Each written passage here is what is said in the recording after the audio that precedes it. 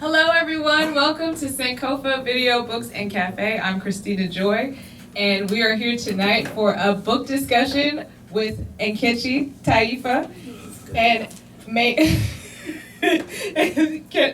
correct me. Well, please. I pronounce it Nkechi because you know our tongues are colonized. If I were in Nigeria, it would be Nkechi. So technically, my sister, you were correct. But folk got to read my book, Black Power, Black Lawyer, to find out why I pronounce it Nkechi. Well, we got all of this right here. So, Nkechi Taifa and Maynard Henry. You know, when I looked at your name the first time, I was like, he got a last name, first name, but a first name, last name. Well, that's why we got to get rid of our slave names. You're right. You are absolutely right. Me, Richard's son, absolutely. I need to do that myself. So thank you for joining us tonight for this lovely discussion. And without further ado, I will have Nkechi take it away.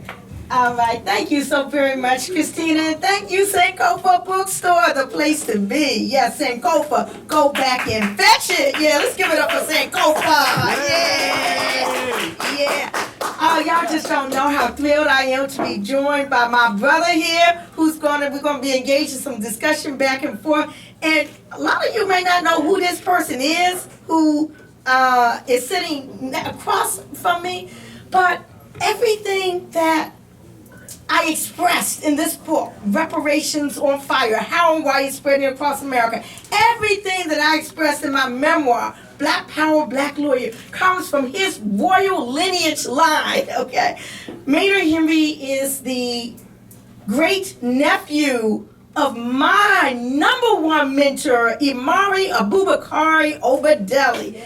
Oh my goodness gracious, I learned so much at your great uncle's feet, you know. So to have you sitting here and being able to share this platform with me today is really a huge and great honor. I know a lot of people might not know exactly who Imari Abubakari Obadele is. We'll be talking about that during the course of this, but I'm about to turn it over to you, Maynard, because I know that you, as a little boy or baby, or while you're still in your mama's womb or whatever, soaked in the stories from your great uncles, Imari Abubakari and Milton Henry and Lawrence Henry. Those were the slave names, and that y'all lived down the street and around the corner from the great, phenomenal Paul Robeson. I mean, you know, we're talking about, so I'm going to turn it over to you, Maynard, and I know this is about me and my book, but everything about me and my book stemmed from you and your history and your lineage. I'll just use that word that's being tossed around in the reparations field right now. So go and take it away, Maynard.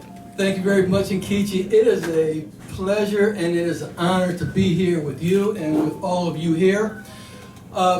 You know, Nkechi is a very hard act to follow. She was a little nervous giving this presentation today.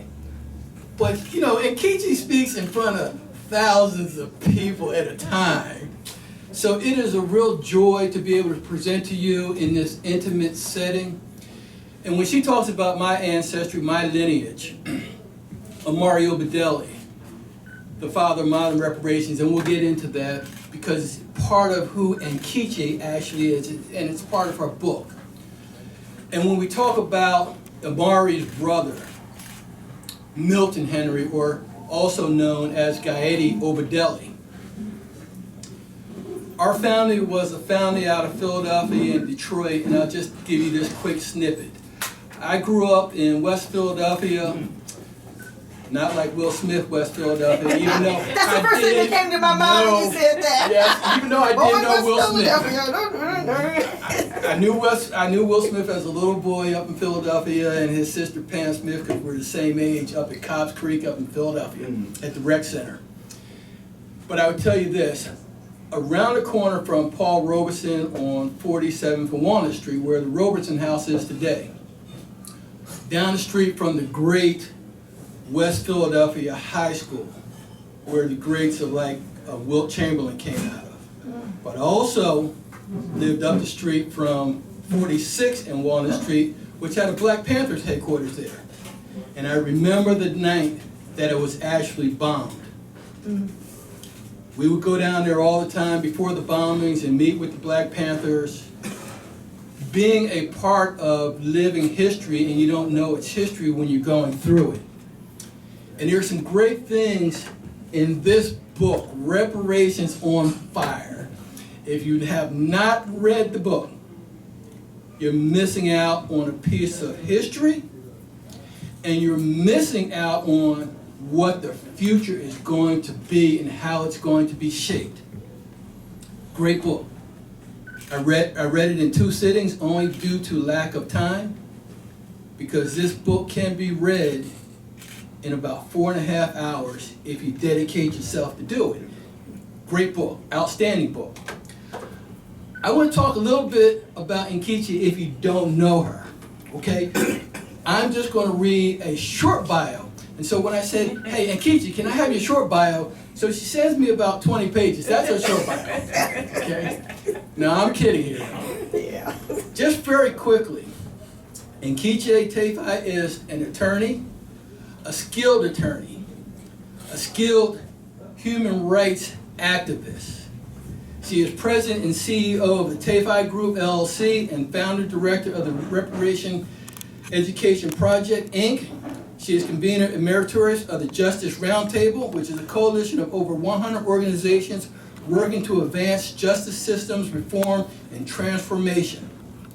She has presented and is a senior fellow for the Center of Justice at Columbia University and at Harvard University School, the Society of Foundations, ACLU, Women's League Defense Fund, Howard University School of Law Equal Justice Program, National Prison Project, and Washington Office of Africa.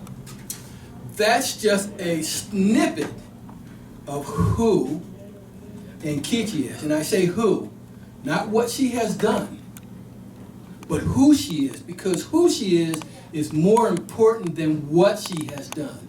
Who she is not defined by what she has done, but what she has done is because who she is. It is part of her soul, it is part of her character, it is part of what she has learned from the ancestors, and it is what she has been instilled and installed in her from the Creator. So we're going to talk about this book. And so Nkechi says, well, geez, you got all that stuff tabbed up in the book. I said, yeah, because the stuff that I'm going to pull out of the book and we're going to talk about. Because there's some important things that I want to touch base with on this book that will be things that you can take back to the community, take back to the people. Because education is key. Knowledge is power. And this book is packed with power. And so we're going to engage in a dialogue, and we're going to talk about the life's work of the people that helped shape Nkechi and what reparatory justice is about and what reparations is about. Reparations on Fire, how and why it's spreading across America.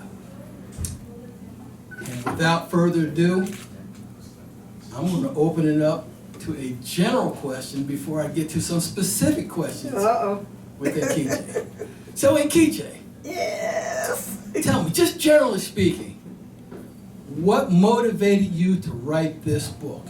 This is the successor book to Black Power, Black Lawyer. Give us an overview of what we're about to see tonight when I ask you some insightful questions. So thank you very much, Maynard Henry, attorney and counselor at law. I forgot to mention that he is an attorney in his own right.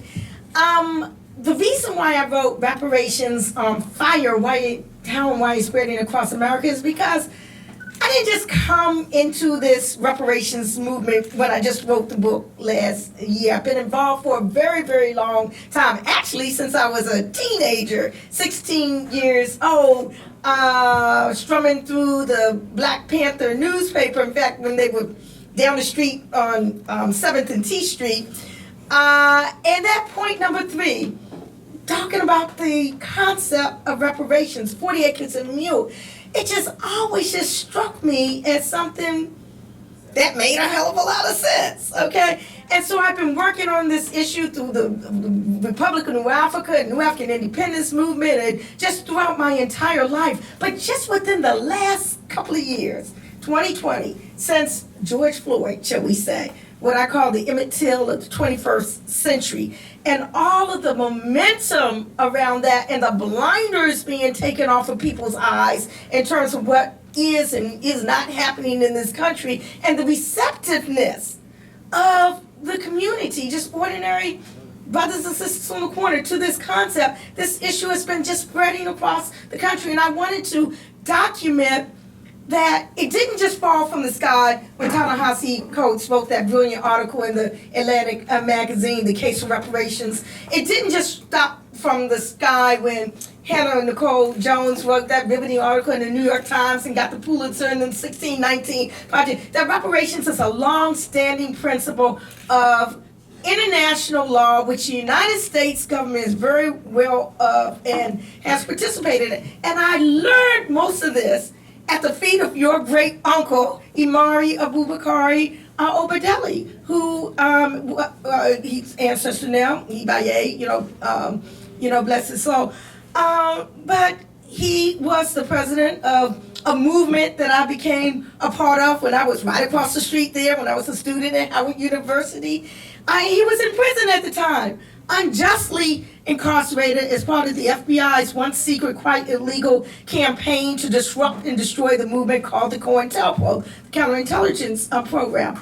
And I reached out to him in prison by letter and asked, was there anything I could do to help when he was in prison? Oh no, that was the wrong question. Oh yes, because you know what he did, because you know what your great uncle was like.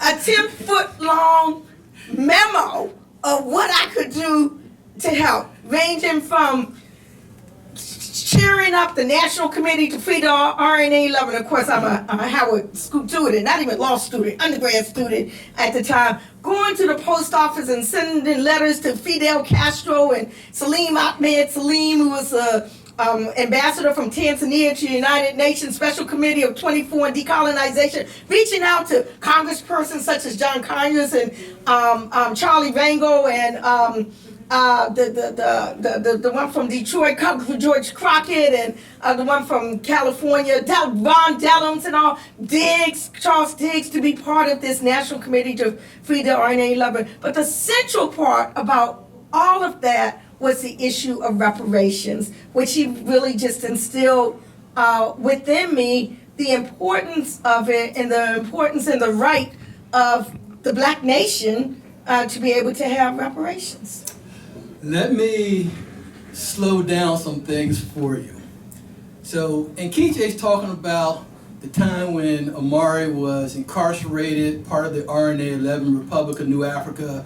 That is when the FBI had a midnight raid on the home of the Republic of New Africa and Imari's house down in Jackson, Mississippi. That's where we get the notion and the concept of free the land. You gotta read the book though. You gotta read the book, okay? Because we're not gonna be able to get everything to you tonight just because of a matter of time.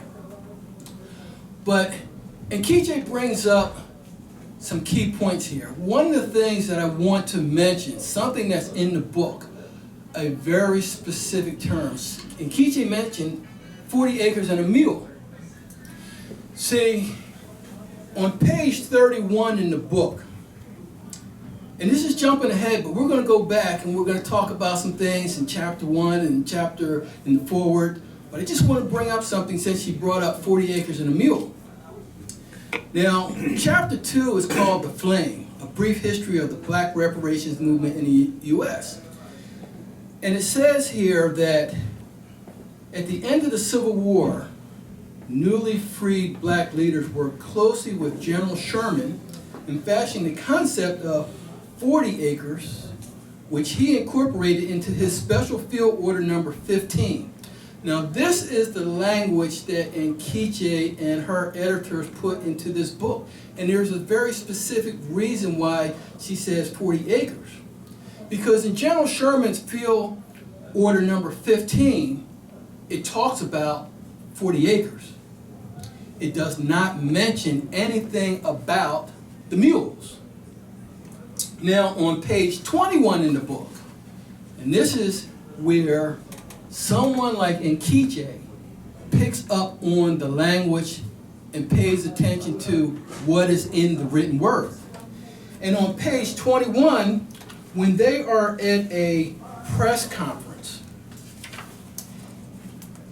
and a thought-provoking comment came from the White House correspondent, Miss April Ryan, in a tripartite question. She probed and asked, 1, what would be today's equivalent of General Sherman's 40 acres and a mule? Well, see, General Sherman didn't have 40 acres and a mule, part of his field order number 15. He had 40 acres. The mules came later after the fact. You know, because you can't work a farm, especially 40 acres, just by hand without a mule, unless you got free labor. Okay? And so the 40 acres came a little different. But I bring this to your attention because that was the question asked by the White House correspondent, not being knowledgeable and intelligent enough to understand his order didn't have anything to do with the mules. But yet, Nkechi was sharp enough, and she knows the law, she knows the written letter is powerful, that words are powerful, and she was very articulate on page 41 to just talk about the 40 acres and not the mule. I say that to say this. We all have to go back into our communities, and we have to continue to spread reparations on fire. And you have to know what you're talking about. That means you have to get into this book. You have to get into other books. You have to go and talk to people. You have to have a mentee. You have to be a mentee. Okay? See, talking about mentees, I consider Nkechi one of my mentors. Now, she may laugh at that, but she's one of my mentors. Because you always have something to learn from someone. And if you ever get to that point in life where you think you no longer are willing to learn, then you probably aren't living anymore.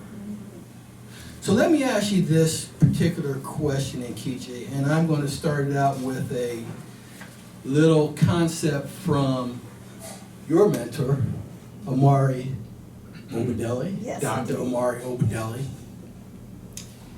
And he always says, power and land are always the topic of the hour. Now, if you understand anything about the revolutionary movement and reparations, you gotta have land and you gotta have power. That is what America goes to war about every day with every country. War about land and power. And so Nkechi, when Dr. Obadele talked about land and power is the topic of the hour, that means it's always ripe for discussion.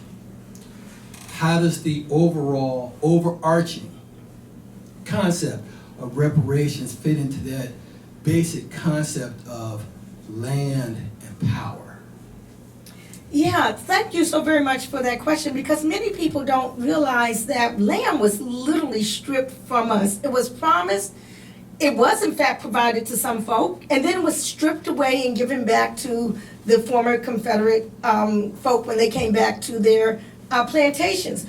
Black folk did not get the benefit of the Homestead Act, which after the enslavement era opened up land, the whole West, to a lot of immigrants that were coming over here. The whole issue dealing with black farmers today, again, land being stripped, as Malcolm said, that Brother Imari says all the time, land is the basis of freedom and independence. If you don't have land or don't control over that land, this is what Brother Chokwe said, then you have a freedom struggle on your hands. So how does that relate to reparations? Well, reparations can be in many different forms, okay?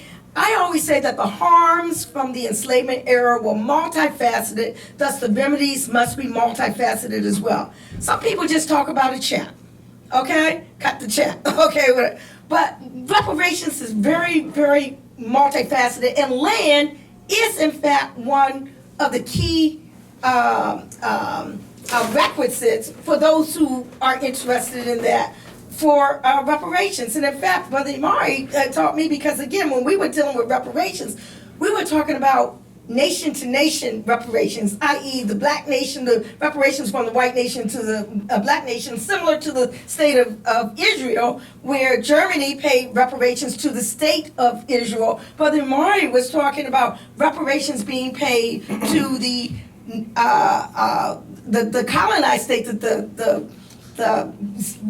the Republic of New Africa, the unfree state, okay, so that it can, in fact, build and develop and become a free and self-determining entity. So land was always very, very crucial to that. And along those same lines, there were a number of different options that we had after the enslavement era that were never able to be manifested, and that's part of the harm. That's part of the harm that reparations seeks to remedy. There are some folk who want to repatriate back to Africa. Are they to jump into the ocean and swim naked? No, they should have the resources to be able to reintegrate back into whatever African society they wanted to come to. There are those who wanted to go somewhere else, Haiti, the Caribbean. You know, our families were fully separated. They should have that option. There are those who want to strive to make a multiracial democracy real. And for that, various policies and practices need to be changed to make sure that that option is a reality. And as Brother Imari said, there are those who want to establish an independent black nation state on this soil, on land, okay, negotiate with the native peoples and establish a nation. So again, land is very much key to all of that. Wow. You know, Nkechi, you said a whole lot there. I understand that you said a whole lot there. Hopefully you also understand that Nkechi said a whole lot there. You know, she talked about going back to the motherland. You know, you may hear people talk about going back to the fatherland. We understand. We're talking about Afrika, and there's a reason, and Nkechi talks about that in her book, the different spelling between Africa and with a K, okay? But when you talk about going back to the motherland, Africa, and rematriating versus repatriating, see, because mothers are a very special part of life in general. I don't care what race you are, but it is very key and critical to our people.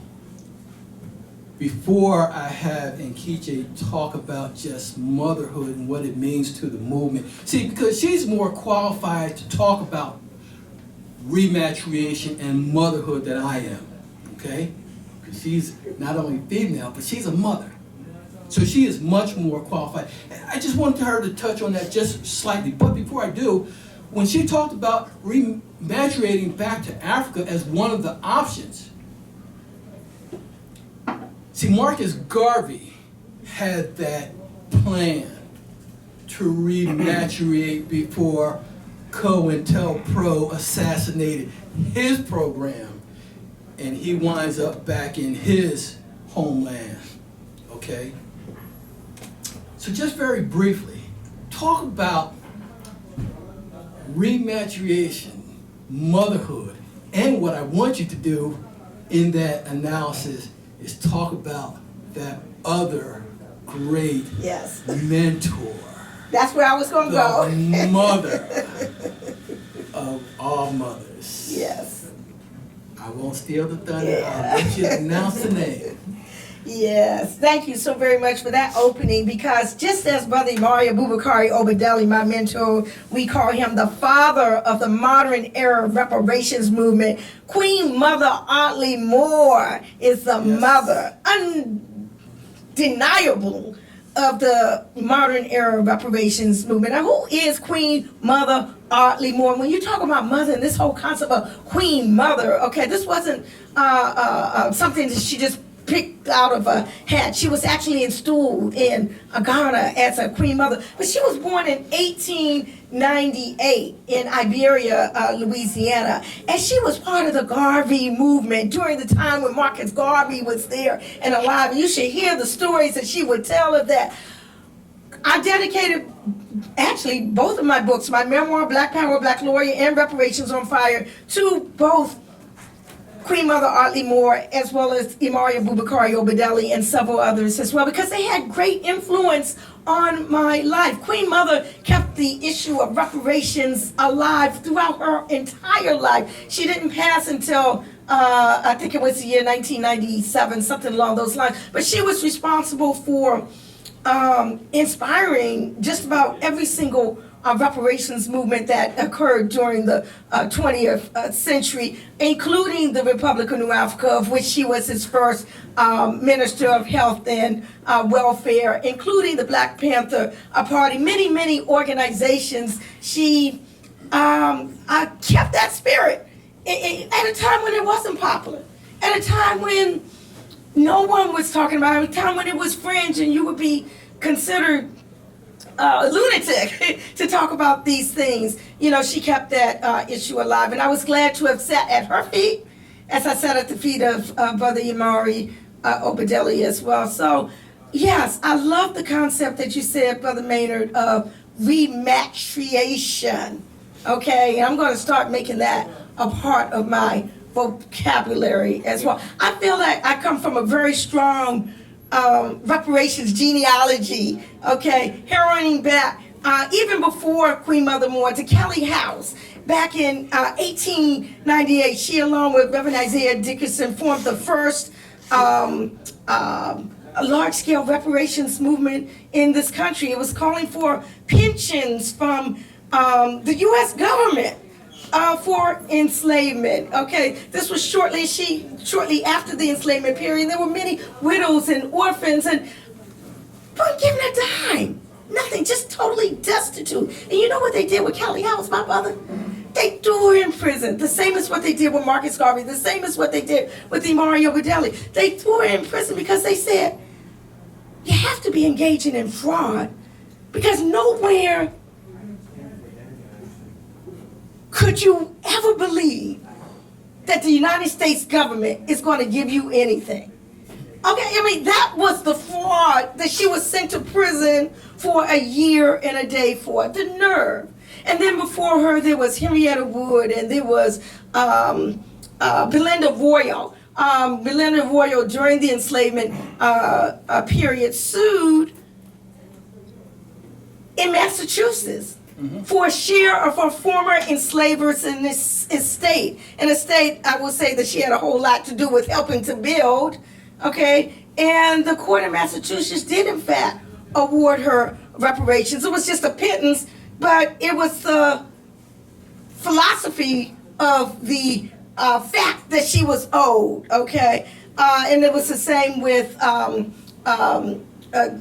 other, Henrietta Wood, shortly after that. So there's never been a period of time when we didn't talk about reparations, and always black women, you know, have been there in the forefront. So Sojourner Truth and Harriet Tubman were talking about the same thing. We don't hear these stories, okay? But they are there. And we need to start, what I say, opening up these caskets. And I take that from Mamie Till Mobley, the mother of Emmett Till, who was viciously lynched and brutally mutilated and found at the bottom of Mississippi's Tallahatchie River. His mama said, I don't want to bury his memory under the rug. Okay? She said, open up that casket. She said, I want the world to see what they did to my boy. And as a result of that, all over the world, people began to see just what was going on in this country, similar to a century later what happened with George Floyd. And all over the world, blinders coming off of people's eyes. And again,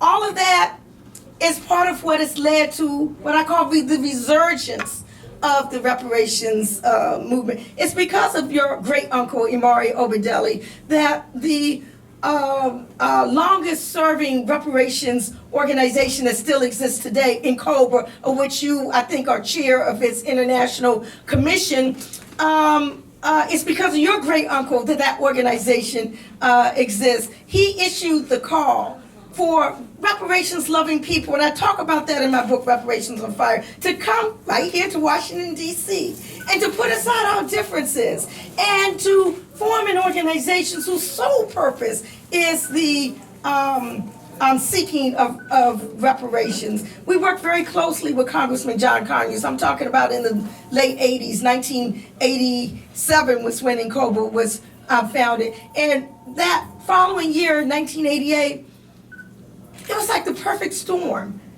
The Japanese American Redress Bill, called the Civil Liberties Act of 1988, had just been passed, where they gave reparations to Japanese Americans, $20,000 to each Japanese American detention camp survivor, a trust fund to be able to use to educate Americans about their sufferings during World War II, a formal apology from the United States government, and a pardon for all those who resisted detention camp internment. And we're looking around and saying, well, if they could do that for the Japanese Americans, surely they can do that for black folk. So we worked closely with Congressman Conyers, and he introduced in 1989 H.R. 40, the Commission to Study Reparation Proposals for African Americans Act. We're still trying to get that passed today, though. We're going to get it passed, though. As Imari used to say, and I always say it too, we shall win the war. We shall. Okay? You overlooked a couple things, though. She didn't tell you some of the best parts, though, about Queen Mother Moore and her daughter. Oh, shucks. and Rosa Parks. Okay. Go ahead and tell me. All right, Go proud ahead mama. and Let this be a proud mama moment. All right. Okay, yes. Well, you know, these were during the days when we didn't have the cell phones and all like that at our disposal, but we did have little cameras, okay? And, oh my gosh, my daughter was just a little baby, but I was elated that both Rosa Parks as well as Queen Mother Audley Moore at the same convention in Detroit, this was an NCOBA convention, nestled my little baby girl in their arms, and I snapped that picture and I have that today. So that's a proud mama moment, because that's important. That's history. See, that's history in the making. For her to be nestled in the arms of the mother of the civil rights movement, Rosa Parks, for her to be nestled in the arms of the mother of the reparations movement, Queen Mother Moore, that just, melted my heart. You gotta make sure you have that moment. See, it's not just a mother moment or a gloating moment. It is, as you said, a part of life, a part of history. And so it's important that it is mentioned on the record. You also talked about the 1988 Civil Liberties Act, reparations for Japanese that were incarcerated during World War II. But you also have to understand that the Civil Liberties Act gave reparations to more than just the interned Japanese. White people got reparations out of that too, because some of the Japanese were married to, guess who? White people. So they got reparations as well. The act also allowed for reparations for the people of the Aleutians. That's up there in the Aleutian Islands up off of Alaska. See, because in most pieces of legislation that deal with money in America, it's always got these riders on it. And so everybody's got a little piece of something to the pie. And so we want more than just our piece of the pie. And so Nkechi is right. If they can have reparations for the Japanese American and some other folks that weren't Japanese American, where's our 40 acres and a mule? But more importantly, what are we going to do with our 40 acres and a mule? You can't go back out here and go spend it on Nike and everybody else and circulate it back into the white community. You know how money circulates in the Asian community and within the Jewish community?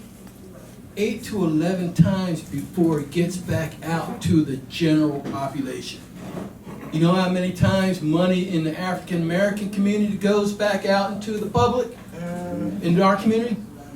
About 2, 1.5, depending on whether it's Black Friday or not. Okay, so if we're gonna have a Black Friday, we need to have a Black Friday, economically speaking. I want to touch on something that is also at the root of this reparations on fire, and that is touched on in the book. One of the things that you have to understand, and Nkechi alluded to this, when you talk about some of the options, do we rematriate back to Africa? Do we have a plebiscite, a country within a country? Our 5 states, okay? Our 5 states, a country within a country, a nation within a nation. Or do we try to fully integrate and have not equality, but equity? Here's what's at the root of that. The 14th Amendment. See, most of us think that we became free by Lincoln's Emancipation Proclamation and we became citizens by the 14th Amendment. But what happened with the 14th Amendment? It told us, it told you that you were going to become citizens. You were told. You weren't asked. You didn't have a choice. You know, part of this reparatory work, reparatory justice, reparations, is freedom of choice. That is why we want to have freedom of choice, whether within our context and framework of reparations, do you want to go back to the motherland? Do you want to have a nation within a nation? Because it would be just as European of us as our people to say, we all must go back to the motherland, or you must all integrate, or you must all have a nation within a nation. That's not, and it takes away from our right to self-determination. And that's what the 14th Amendment did when it told you and told us that we were going to be citizens. That is at the root of reparations on fire, that we have a right to self-determination, and that all plays into the concept of land and power. Notice I did not say wealth. Because with land and power, you can incur wealth. Without land and power, and without a right to self-determination, none of us have wealth. I don't care whether you have $20,000 in your bank account right now or $20 million. But until you have land and power and that right to self-determination, you do not have wealth. And so Nkechi, when we talk about the 14th Amendment and what it really did not do for us, and I'm going to jump ahead just a little bit because it has a little bit of interplay, well, a lot of interplay when you talk about the 13th Amendment as well, and this notion of how it impacts us and what perspectives do we have when we talk about international conventions and treaties. Just touch a little bit on, because I know I'm jumping ahead where we could talk about some of the stuff that's local, not only local municipalities and churches and universities. We're going to touch on that. But we're going to just jump ahead a little bit to one of the later chapters in the book that talk about the international arena, because that has a strong concept of this notion of human rights. Human rights being different from civil rights. Human rights is a broader sense of right that comes from not only the international community, but it also comes from a greater concept that is not necessarily just man-made, human-made. And so can you just touch on that concept of how the international law intersects with this thing called reparations for our people? Yeah, thank you so very much for that question. And yes, I have a whole chapter dealing with that. Reparations is not just confined here locally or domestically, but it is a global phenomenon, and it is on fire all over the world. Whether we're talking about in the Caribbean, whether we're talking about South America, whether we're talking about in Europe, it is happening, okay? In fact, the organization that I am a part of, NARC, the National African American Reparations Commission, got its inspiration of his 10-point program from the Caribbean communities called CARICOM's 10-point reparations program that they have for their former European colonizers. So I know you just came back from Geneva. I know reparations was on the lips of many people who were there in Geneva dealing with the permanent forum for people of African descent. The United Nations has come up with some definitions as well. The only criticism that I would make to that is that we have to be a powerful people because our unique circumstances needs to be injected into what's going on internationally and part of international law. No one has the history that we have had in this country where the harm has spanned generations. So it's not just sufficient for reparations or reparatory justice to go to the immediate victims or the immediate family. Our harm goes back much further and further and further. And sometimes the language of the international community does not address or recognize that. So we need to forthrightly make sure that it does that as well. And yeah. Hey, Nkechi, let me ask you this, because you bring up a good point when you talk about generational. Yes. I also like to use the word, and Brother Cam is very big on this, and I think it's something that needs to continue to be studied and researched. And when we talk about generational, we use the terminology sometimes called intergenerational Epigenetic inheritance, trauma. Harm, trauma. Yes. And see, what people don't understand when it comes to our people and chattel slavery is that we have harm that is passed down from generation to generation, and everyone says, no, it is not. But see, as a criminal defense attorney, I also know that we have been talking about epigenetic harm when we talk about extenuation and mitigation of the sentence for a person who has already been found guilty of a crime, because young man was convicted of being a pedophile. But see, daddy was a pedophile, and his daddy's daddy was a pedophile. Now see, you don't have to necessarily even observe that your dad was a pedophile and that his daddy's daddy was a pedophile. But see, that type of stuff is handed down, genetically speaking, because there is encoding down to the DNA level. And the scientists talk about your brain, what is encoded on your brain. This is why it is important that the things that you take in visually has so much impact on our brains, because it becomes encoded down to our DNA level and it is passed on.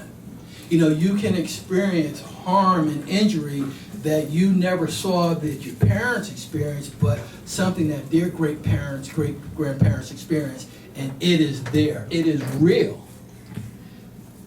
You talked about that when you said generational.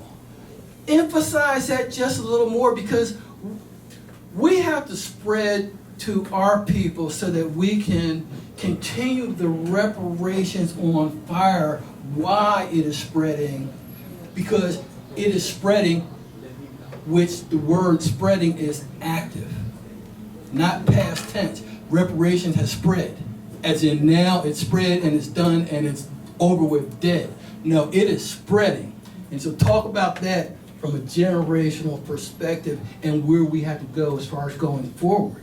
So I'm so glad that you brought that up, because one of the things I discovered, and I put it in the book, that there was a study done of second and third generation Holocaust survivors, and they were experiencing issues of the children, that just various issues, and it was found that the trauma from the Holocaust, from their ancestors, traveled through their genes. Okay, and when you look at black folk, and we're talking about generations and that trauma transmitting through our genes, that's part of the harm, as well.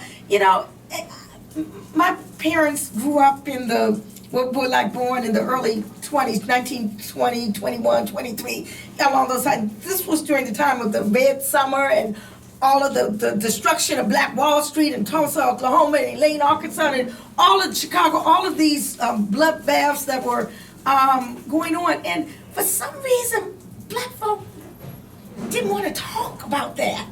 With the pain and trauma, didn't talk about it to the children and to the grandchildren. It was like they wanted to forget about it. But that it was there, and it was traveling. And there is a report that actually the Sankofa Health Commission put out calling the harm to our genes, that explores some of that. This is some of the things that we really need to unpack. It's not just the black-white wealth gap. I bring that up in my book. I emphasize that. It was so much more. The black-white wealth gap is very significant. But there also is the health gap, the black health gap.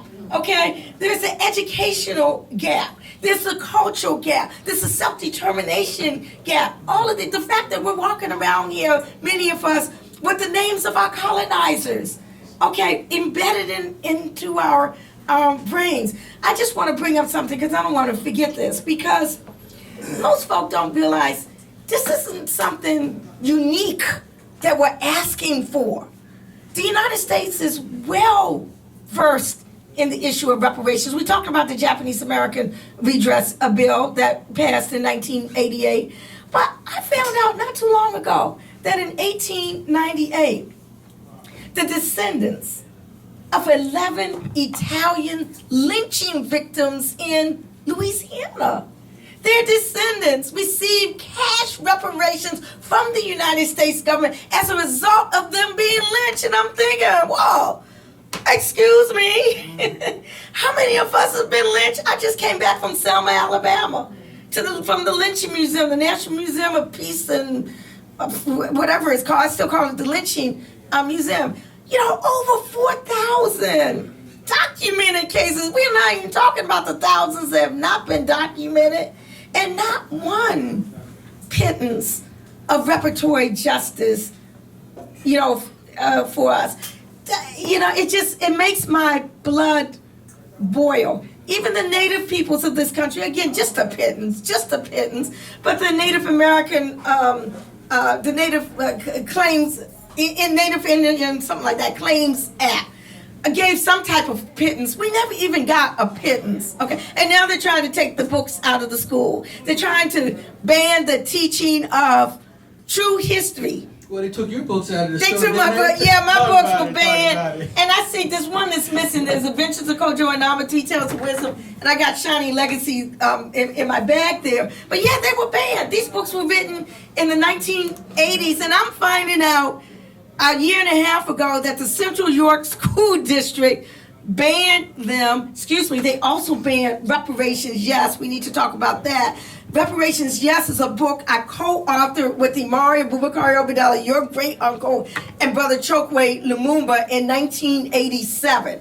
And it was one of the first books to talk about reparations. Yes, it was from a black nationalist, revolutionary nationalist point of view.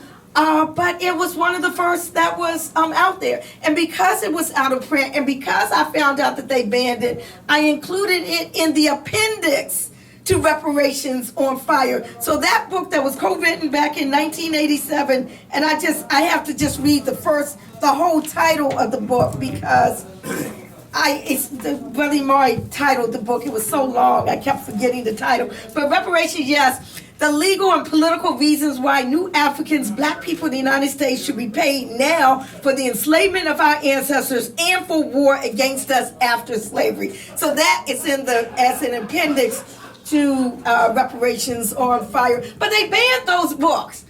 I mean, I'm just saying, you know, the nerve, the audacity. So I put them all back out in print for a new generation to love and enjoy. You know, and Keitha's got a lot of fire in her, and maybe that's a good, you know, part why it's called Reparations on Fire.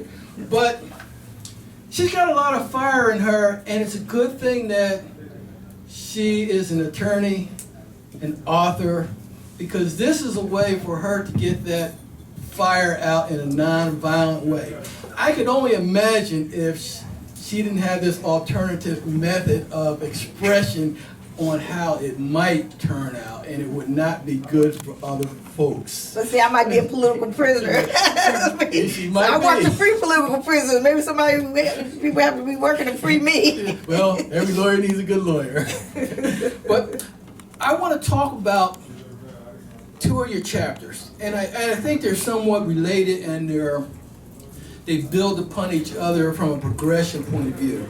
Chapter 3, which is Blaze, and it talks about the movement inside states, governors, mayors, city councils, and other initiatives with commissions. And then chapter 4, Bonfire, which deals with universities, corporations, religious institutions, and initiatives.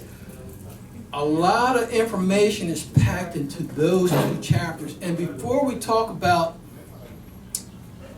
those initiatives, such as the California Reparations Commission, I want you to definitely touch on that because the report, the 500-page report that came out of that commission has a wealth of knowledge, and it's good, but it also has flaws. It's a preliminary report, so it's not in its final state yet.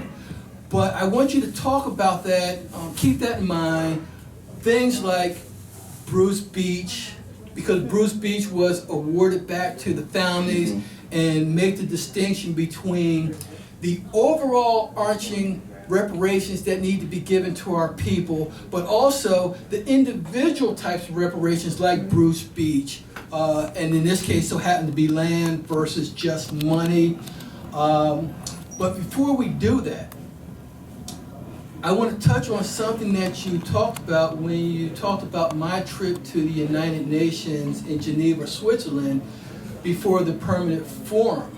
You know, one of the things that was the impetus for the PFPD, the Permanent Forum of People of African Descent, and I sometimes like to call it, instead of people of African descent, I like to call it people of African ascent, going upwards. We are going up.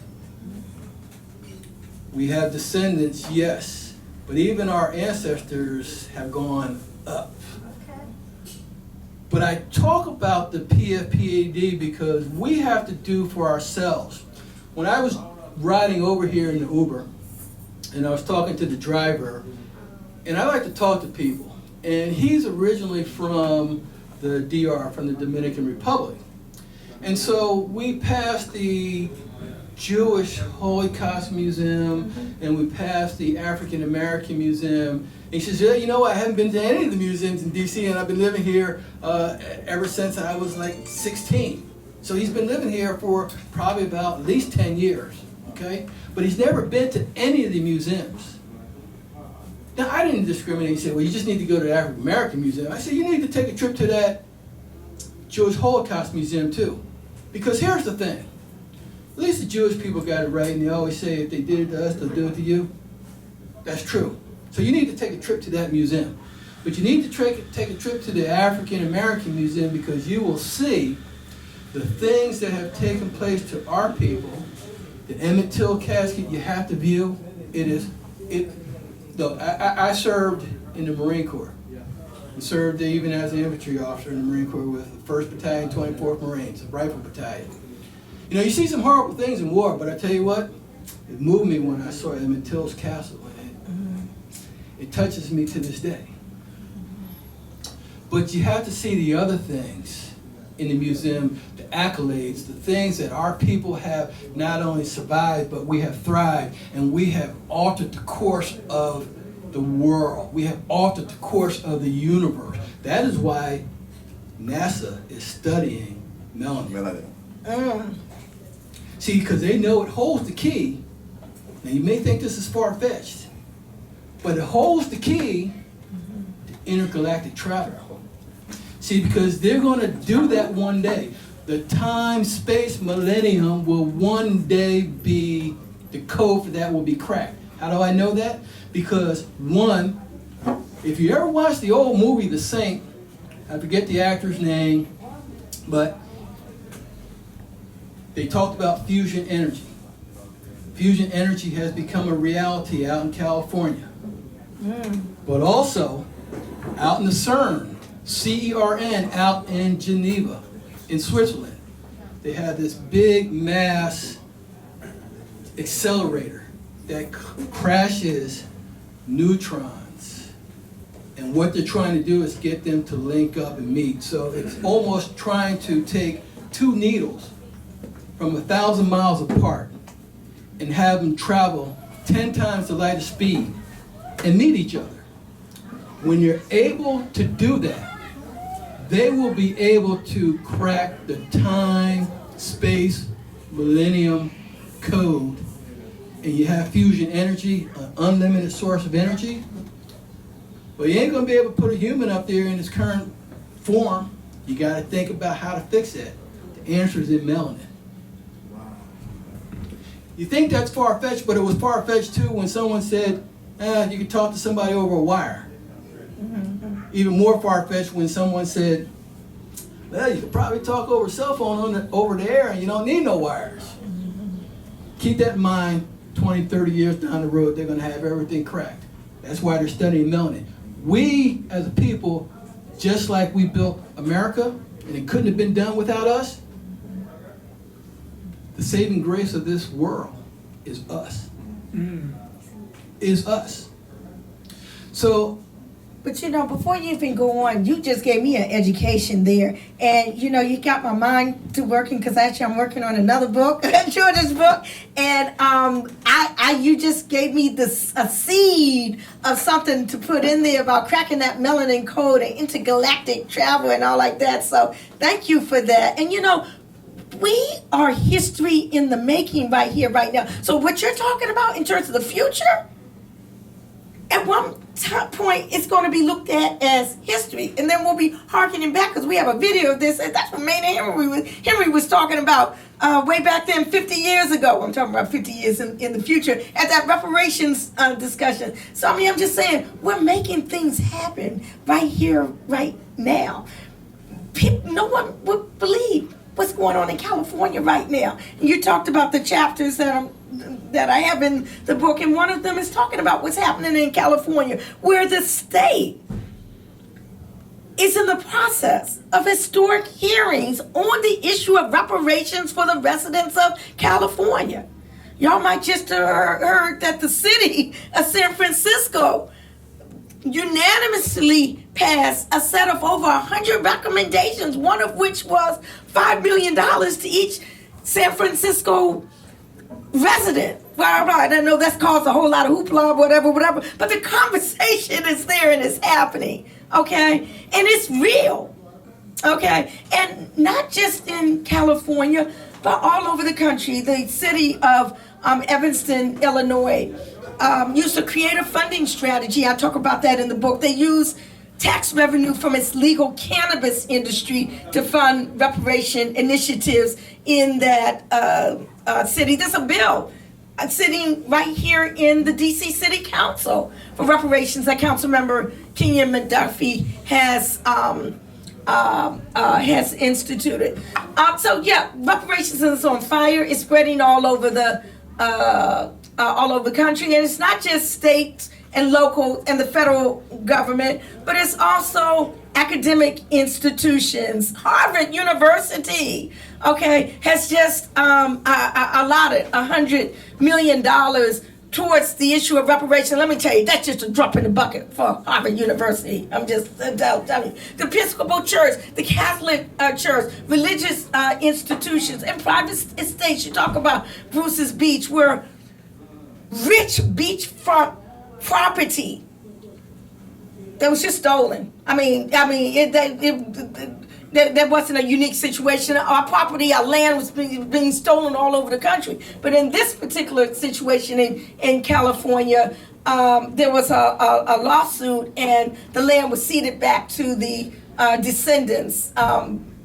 In Virginia, where you live, there is a lot of land that's now golf course, and the bricks is not bricks, I forgot what it's called, but from that land has been used to build the old executive office building on the grounds of the White House, the Virginia courthouse, all of these things. So all of these are instances that need to be compensated for and redressed. So that's an example of private estates. But I want to also make sure that we have time for Q&A. I think we're going to go to about maybe about 15 more minutes, and then Q&A. Yeah, talking about time, we thought, well, maybe we won't have enough to talk about. But we haven't even begun to scratch the surface of the book, let alone what's inside Nkechi's head, okay?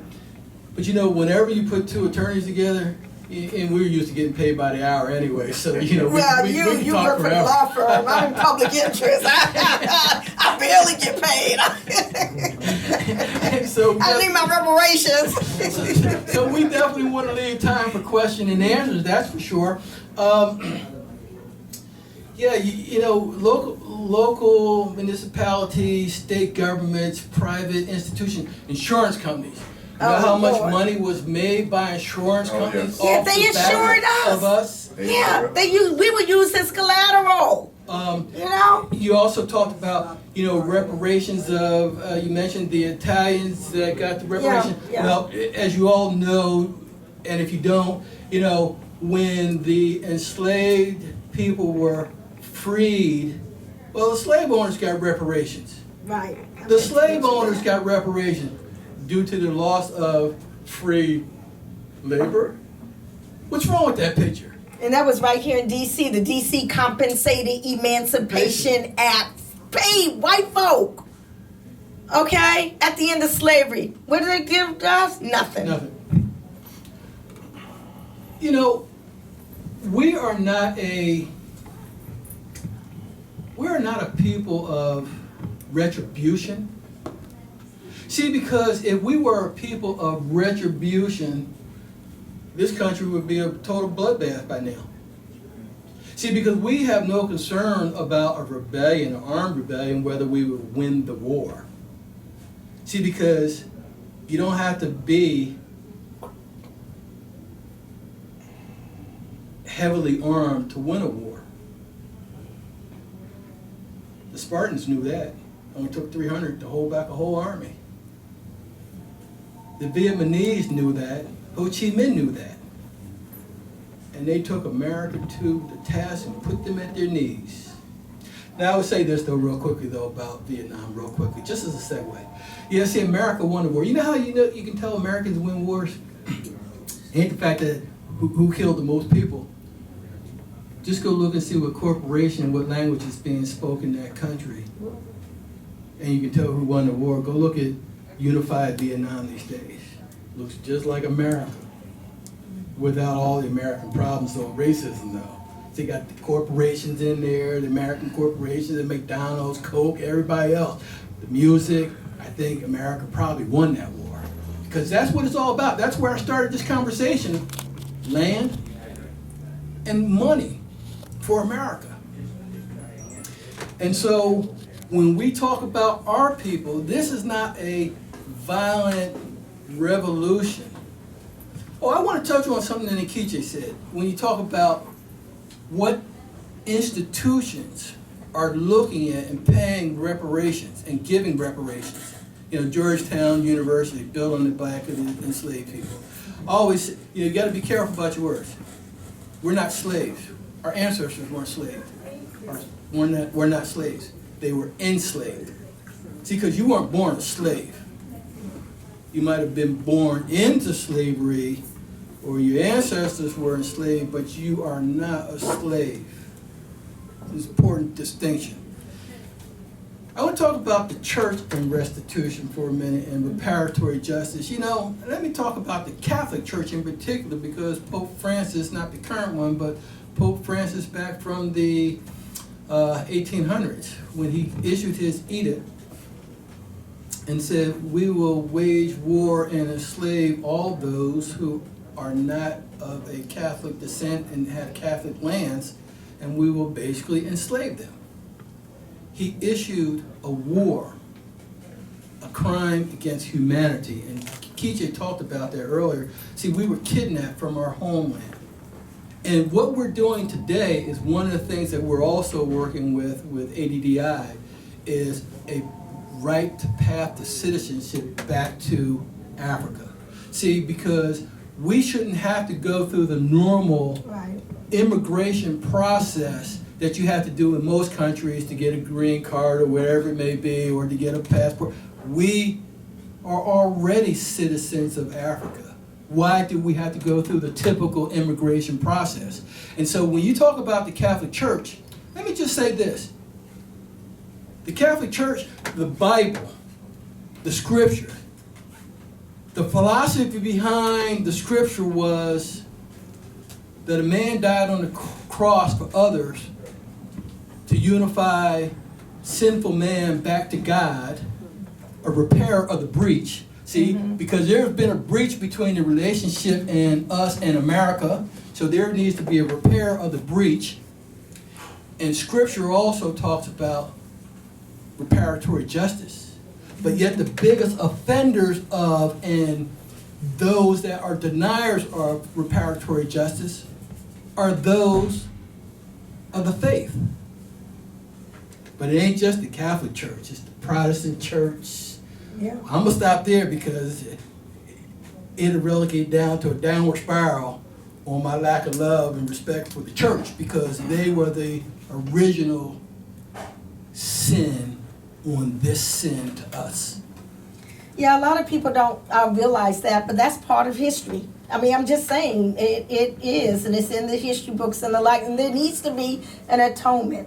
And that's what we're all about. And one of the things I wanted to share, if I can, is praise for the book. People who wrote praise on the back of the book, because it actually goes along with each one of the areas that you've touched on, the federal, the state, the local, the international, as well as entertainment. We didn't talk about that. But Congresswoman Sheila Jackson Lee, who's the lead sponsor of H.R. 40, the federal bill, wrote praise on the back of Reparations on Fire. She said, this powerful book on reparations is clear evidence that attorney Nkechi Taifa has been unceasing in her lifelong commitment to telling the compelling truth that America must repair the impact of enslavement on African Americans.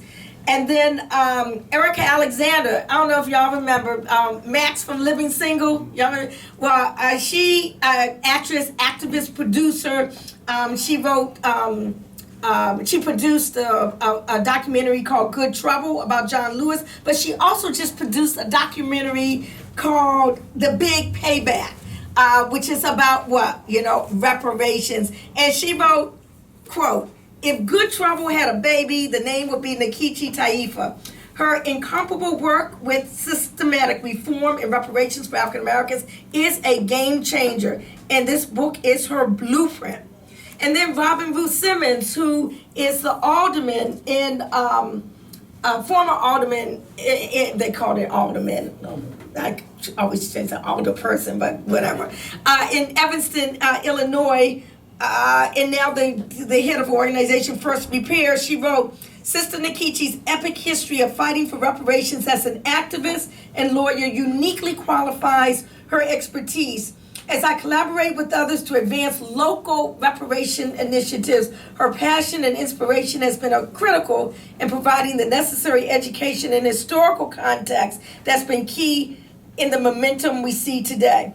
And Dr. Cheryl Grill, she is a commissioner on that California Reparations Task Force. So I said right now is engaged in historic hearings, the first state in this country to hold a reparations commission. She wrote, Author Ayikwe Amar, and I'm sure Sankofa Books has his books here. One of them was my favorite book called 2,000 Seasons. But she said, author Ayikwe Amar once stated in The Healers that, quote, sometimes a mind here and a mind there refuse to die under the weight of white supremacy. Our dear sister beautifully reflects that mind that refused to die, that chose to illuminate the truth, and is using her insight to inspire and heal on Reparations on Fire. And then finally, Professor Justin Hansford, who is the U.S. representative to the United Nations Permanent Forum of People of African Descent, what we were talking about, said, quote, Reparations on Fire, both reparations is on fire, both domestically and globally, and Nkechi Taifa's countless contributions have been fundamental to its rise. So I just wanted to share a little bit about that. Praise for the book as you go on and purchase your copies. But I think we need to just ask me one more thing, and then I think we need to open up for Q&A. Let me sign some books. Because actually, I'm on my way to the Kennedy Center to do their talk back on their opera. See, when we talk about reparations, we don't just talk about for slavery, with the enslavement period. We talk about all the stuff that's happened since then. We talk about issues dealing with health, with education, all of these other issues, and with the criminal punishment system, of which the issue of police abuse, police killings is key. And that's what this opera at the Kennedy Center that I'm doing the talk back on tonight. It's all about the police killing of a young black teenager in opera. So again, these issues, just like reparations, has to go out to a whole new community who might not be impacted by enslavement, who might not be impacted by police killings, who may not be impacted by the health disparities and educational disparities, but they need to know about it. Because why? Because they are benefiting from a state and a social structure which is buttressed by white supremacy. And although they may be innocent of things that their forefathers did, they are benefiting. And where there's a benefit, there's got to be some atonement. Yeah, one last question. I'm going to ask you one specific question and then just an open-ended question. The specific question is, well, I don't know if we've got time for that. Let's do this. Making a short question. If there is one takeaway that you could impart to the people here today, what would it be? One thing. I know there's a lot of things, but that's why you got to read the book. But if there was just one thing that you could impart that they should take away from here today, what would that be? Well, I think I would say, as probably you all can tell because you hearing me and listening to me, I'm very passionate about issues. And I'm very passionate about this issue of reparations. And one of the things I learned from my ancestors, from Queen Mother Arlie Moore, from Brother Imari Abubakari, Dr. Imari Abubakari Obadele I, is that you speak your truth. Whether you're laughed at or whether you're taken seriously. If you feel very passionate about it, you put it out there to the world. Because at some point, somebody's going to hear you. Okay, and pick up where you left off. I picked up where Queen Mother Moore left off. I picked up where Brother Imari left off. I picked up where Brother Chokwe left off. And now people are listening to me. I have a TED Talk on the issue of reparations. Okay, where people all over the world are listening to the words that I am I'm saying. I didn't refuse to shut up because what I was saying was swept under the rug, or I wasn't taken seriously, or in fact, my brother, the main reason why I decided to become a lawyer way back in the day is because I wanted people to take seriously some of the things that I was doing and talking about, these crazy ideas, okay? But that was and way now back in the day. You're too young to be. No, yeah, okay, yeah. Thank you, girl. You're only 50, 52? I wish. We won't get into how many decades I am right now. But let's just say, yeah. You know, they say about things that don't crack. But let's see if there's any Q&A from people who are sitting in the audience. Before we do, Nkechi is very passionate about it, this thing called reparations and reparatory justice, because she is very passionate about our people. She's very passionate about us. She believes in us, okay? That's why, and that is her motivation. I also want to say this. She's a very humble person. I failed to tell you, and she didn't tell you, so I'm going to tell you. She is one of the founding people of the Republic of New Africa. She is also one of the founders. No. That goes. I was in 8th grade when the Republic of New Africa was founded. My brother. I'm going to say she was one of the founders because you know how you get honorary doctorate degree? She's a founder. Okay. I'm glad we clarified that for the record, but she has been so part of this. But and I was going there next. She is one of the founders of Nkobra. Okay? Nkobra's organization. The Republic of New Africa is not an organization. It is a nation. You are citizens of the Republic of New Africa.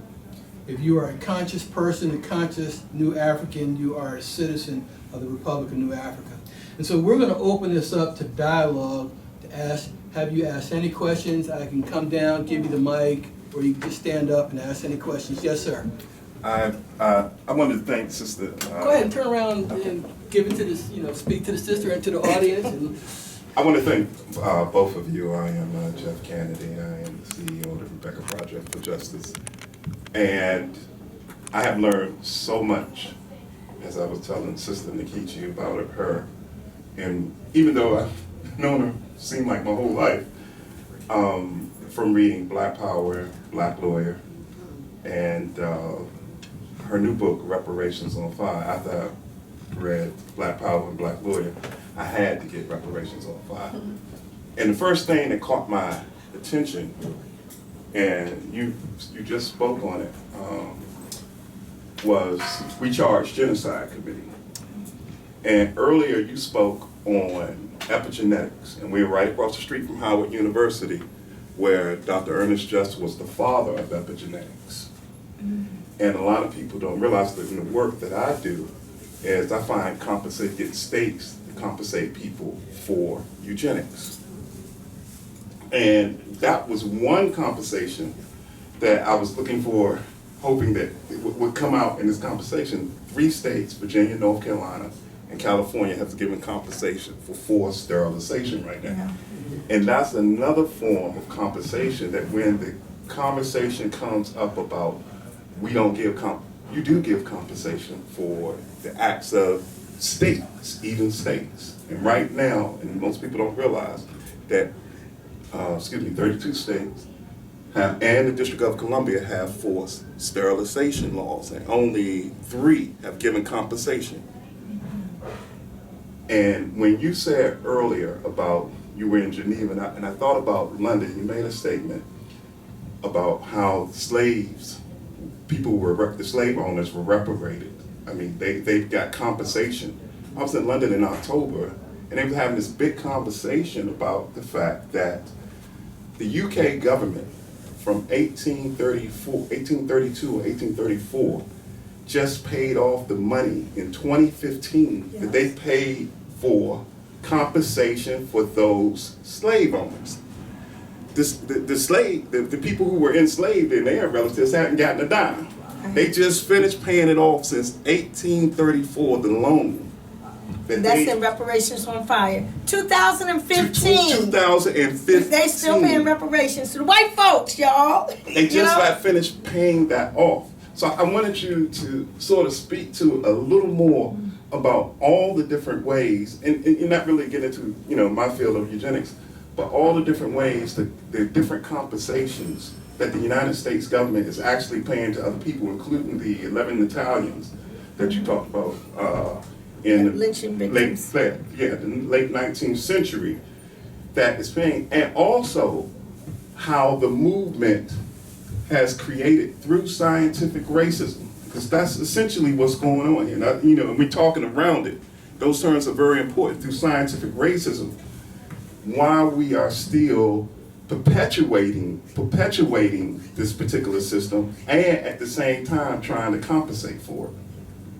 Yeah, well, you said a whole mouthful of them. One thing I want to also mention, and that's in the book as well, Haiti, which was forced to pay reparations to France for their freedom in 1803, was paying reparations to France all the way down through 1947, long after both the formerly enslavers and enslaved were did to their descendants. So, why is it, again, that, why not us? Okay. Folk who are coming over here, now, I'm just saying, I feel for them, and yes, the country should do what it should, but people coming from Ukraine and from Afghanistan and all like that, the red carpet is piled out and money's, and no one says, well, there's not money in the coffers to be able to pay for these things, but only when it comes to us. Now, I will say that there have been little pittances that have come through, such as in Tulsa, before you all's lawsuit, there was some little pittance there in Rosewood, Florida. And the only way y'all knew about Rosewood, Florida was the movie that John Singleton did called Rosewood. That's all. I didn't learn about it in school, okay, in terms of, again, the bloodbath that happened there. So, yeah. Thank you for bringing that up. And this whole issue dealing with epigenetics is really primary. Yeah, and real quick on epigenetics. We talk about our people having epigenetic injury, epigenetic harm. White people got epigenetic injury too, because they passing down that racist tendencies from generation to generation. They don't have to open up a book or ask Daddy, hey, Daddy, did you wear a cape? Were you KKK? Nah, that stuff is passed down to them too. Mm-hmm. So there's some real obstacles that we as a people have to overcome. We have to fight and restore our peoplehood. We have our own demons to fight, but we also have to fight the demons that those white people are fighting, that they don't understand that they need to fight too. See, we understand, they don't understand. So we have some battles in front of us. So we just say about 5 more minutes of questions, and then if anyone wants their book signed, because I'm going to have to skedaddle out of here in about 15 minutes. Thank you. Any other questions? Let me hand the mic back here. And if you want to come on up, sir, that's fine too. Peace, Mom and Nkechi. Thank you so much for your presentation. My name is Kweli Zukari. I work at Howard University. I'm a developmental psychologist. I read your book. I learned so much, and I enjoyed it. Thank you for carrying the torch, so to speak. Pun intended. Pun intended. 2 questions. I have a lot of questions, but 2 questions. One is, in the book, I don't think there's any example of successfully, like we talk about universities kind of volunteering some reparations, and there's legislative bodies now, task forces, etc. But what about corporations? I don't know if y'all saw that Atlanta episode where they actually had, individuals paying reparations. That was a great one to watch that. But so the first question is, what about corporations? How can we target them, because they have the largest coffers and insurance companies? Yes. And then number 2, you talked earlier about rematriation. And you talked about not just the motherland, but the diaspora. I think that's really interesting. How do you see, what would be how would you envision that for those folks that want to take money and go? Would that be more like on an individual basis, or are you talking about like communities also forming out of funding that comes from reparations? So those 2 questions. Thank you so very much for your questions. And yes, there have been efforts to get corporations to pony up. My colleague, Attorney Deidre Farmer-Pellman, who worked very closely with in COBRA, had a number of different lawsuits against corporations. They weren't successful. It was Aetna, there was, I forgot, different banks and the like. Those efforts are still ongoing. So corporations and industries is definitely a target. The insurance companies that Attorney Maynard talked about. I will say this, and I know people laugh at this, but Ben & Jerry's ice cream, has issued a call to other corporations to step up and support the issue of reparations. I did a podcast on reparations with them. They have been very, very vocal on this issue of reparations, and they really have issued a challenge out there. So we need to step up the ante, should we say, with respect to corporations. Many of the corporations that we do daily business with, I don't know who you bank with, Bank of America, Wells Fargo, all these banking industries have predecessor corporate entities that gained its riches from the enslavement era. And it also newspapers, those signs, you know, Patsy's run away. The picture with the knapsack on the back and the guy, you know, newspapers did a whole lot with respect to fanning the flames in terms of, you know, when white women accusing black men of rape, what happened in Tulsa, Oklahoma, the newspapers, what happened in Wilmington, North Carolina, fanned all of those flames. When you go to the lynching museum in Montgomery, Alabama, and you read the descriptions, and it's not just 1 or 2 or 5 or 10 white folks, they talk about thousands of white folks around a burning pyre for one lone black person. Thousands. Men, women, and children. Who are their descendants today? What was passed down, you know, to them? So yes, thank you for the question about the corporate entities. I'm trying to remember your other questions. Rematuration. Oh yeah. Well, you know what? We are history in the making. We are envisioning the future right here, right now. What you just said, I had never even thought about that.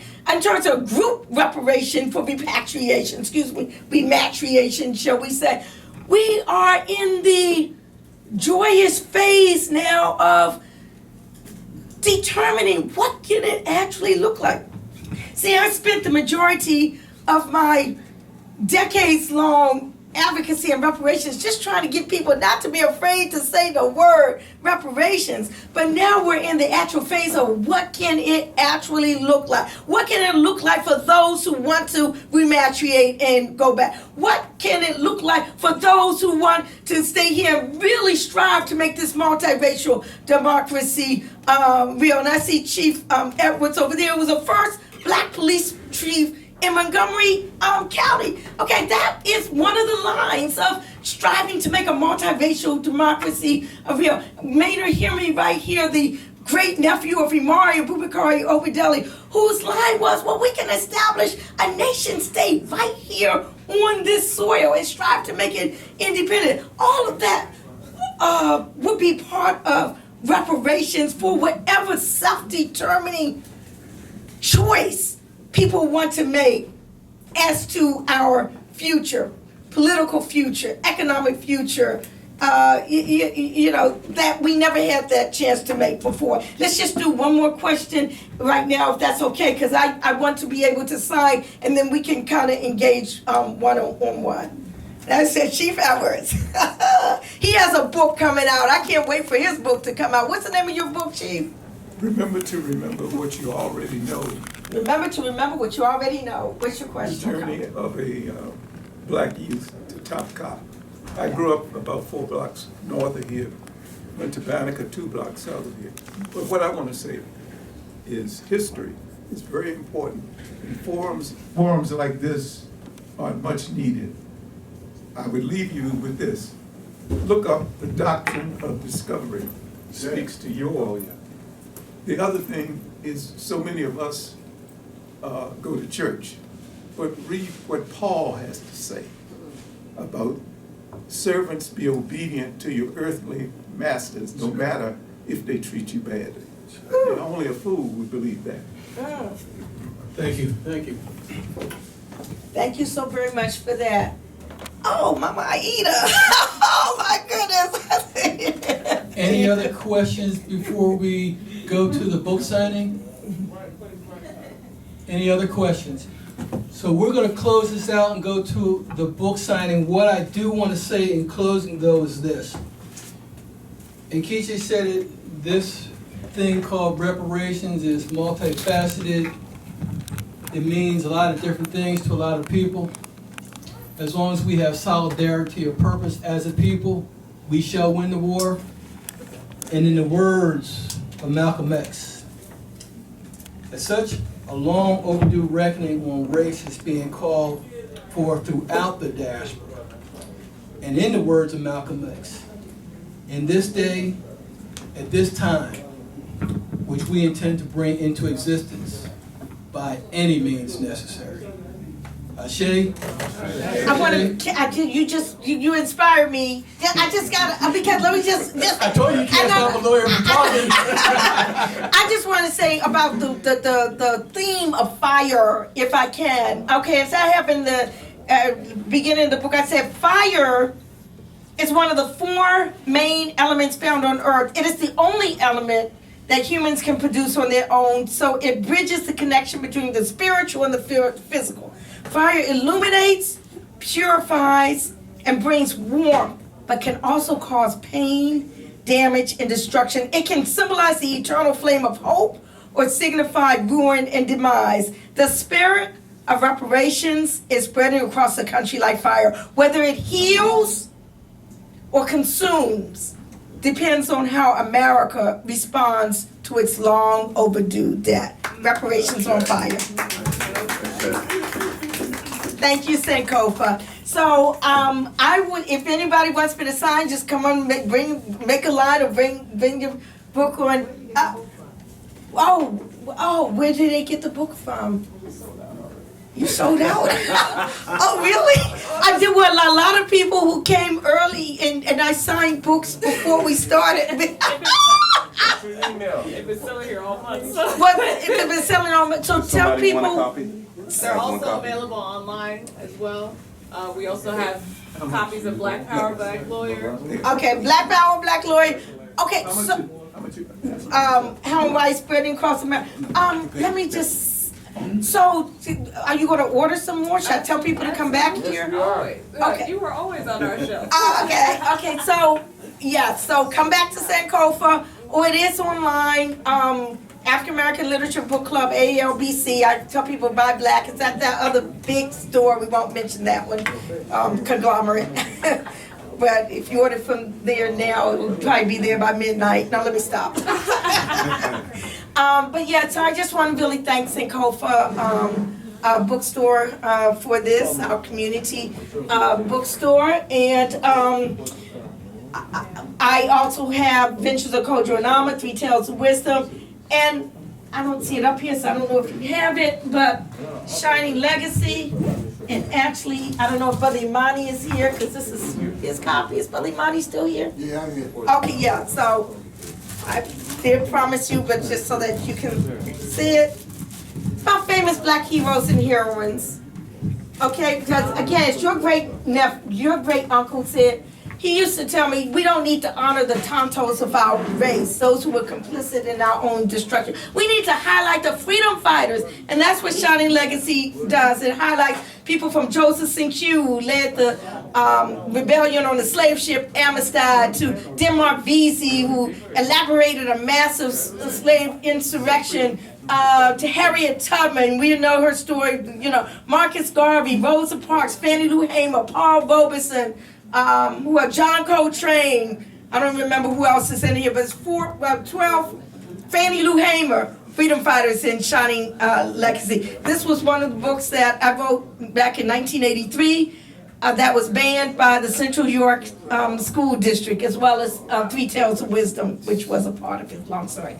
Yeah. So, well, if anybody has a book that has one that I haven't already signed, because I signed a number of them before we started, then let me know.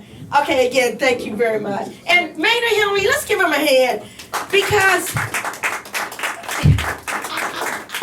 I can't say enough about the impact that your great uncle had on my life. I tell a lot about that in Black Power, Black Lawyer, my audacious quest for justice. And the reason why I always talk about him, because no one hardly talks about him. He's been swept under the rug. Why? Because he was a freedom fighter. He was unrelenting. Okay?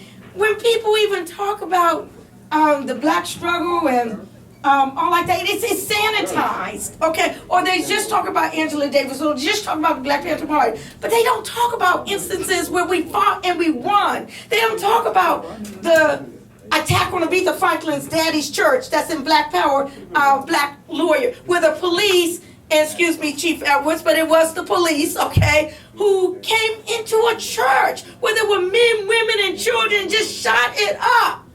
But none of us died. They died. The RNA 11, they're now in Jackson, Mississippi, where as a result of COINTELPRO, the FBI's illegal program to disrupt and destroy the black movement, they vamped on the home of his great uncle in Jackson, Mississippi. Okay? And they shot it up. There was a pregnant woman. There was another sister who had just returned from the University of Ghana. If it weren't for the fact that the black folk were prepared, they had built a bunker under the house.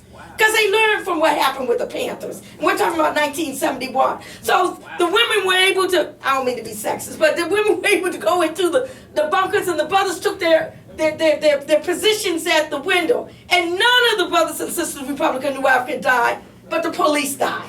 And Imari Obadele, who was not even at the house at the time when that attack occurred, was nevertheless arrested and charged with a conspiracy and murder and waging war against the state of Mississippi. Can you believe that?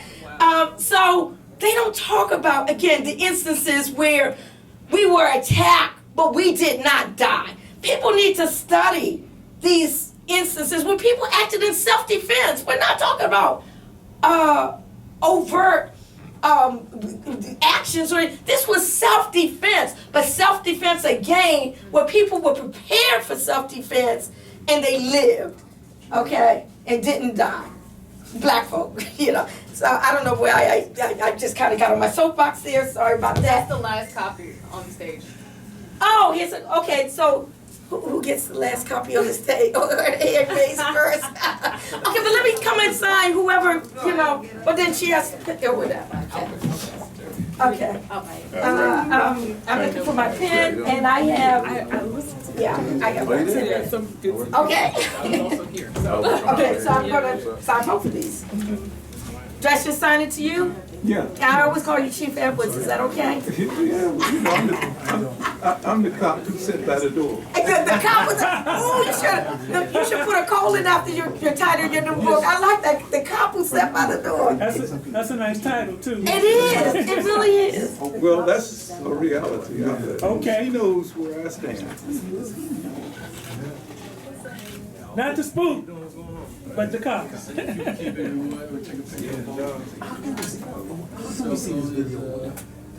She's gonna have to post it on her website. Oh, okay. Nkechi, Yes. you gonna have this posted on your website? What? This video. Oh yeah. I my YouTube channel. It'll be on my YouTube channel. Nkechi Taifa YouTube. It's also on our YouTube channel. Sankofa? Okay, cool. All right. It's up now. Yeah, it's up right now. It's already up? Yeah, it's up right now. You can watch it again. Okay, excellent. Last time they took like 3 weeks. When who was here? Trauma.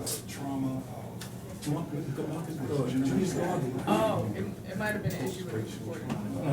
Yeah, that's If there's an issue with the recording at the time, then we'll have to edit. I got right faster. Okay. Oh, yeah. Cool. Okay, excellent. As long as your name on it, my wife wants to see your name.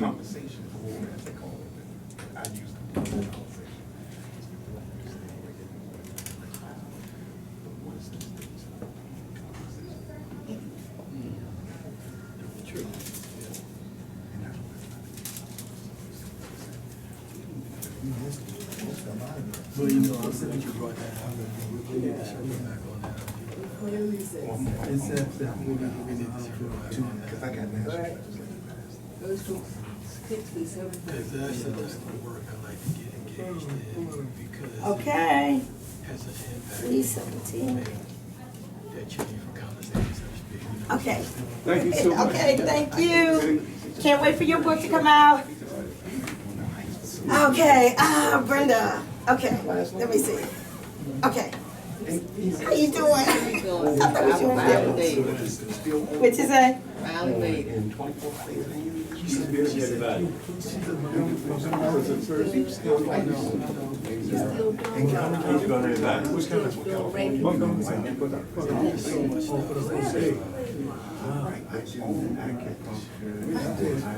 Anybody know Seattle? In that same field? The new Well, they want to take it to the moon when you brought it to come develop it. Thank you, my sister. Thank you. Earrings. Are you going to come to your temple tomorrow? They're having that. Yeah, just come around the face with the name. Yeah. How you doing? How's your book coming? Oh, great.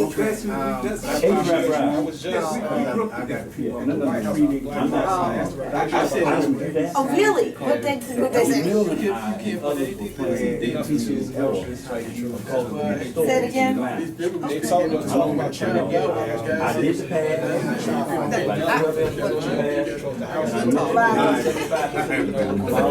And they know that. So they can sign an executive order right there.